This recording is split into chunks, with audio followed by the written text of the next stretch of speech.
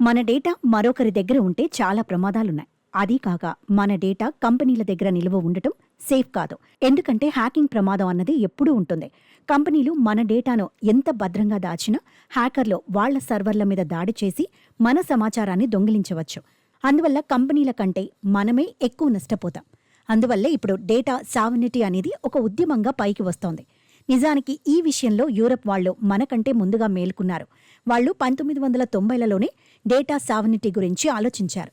కానీ మనం మాత్రం టెక్ కంపెనీలు ఇచ్చే ఫ్రీ యాప్స్కి ఆశపడి మన డేటాను వాళ్లకి అప్పగించేశాం. ఏదేమైనా అలా నిద్రపోతున్న మనల్ని కొన్నేళ్ల క్రితం జరిగిన ఒక సంఘటన చెంపదెబ్బ కొట్టి లేపింది. 2013లో ఎడ్వర్డ్ స్నోడెన్ అనే ఒకతను అమెరికా గుట్టు రట్టు చేశాడు. మనందరి డేటాను అమెరికా ప్రభుత్వం ఎలా దొంగచాటుగా చూస్తోందో ఆయన బయటపెట్టాడు. ఆ దెబ్బతో అందరికీ మెలకువ వచ్చింది.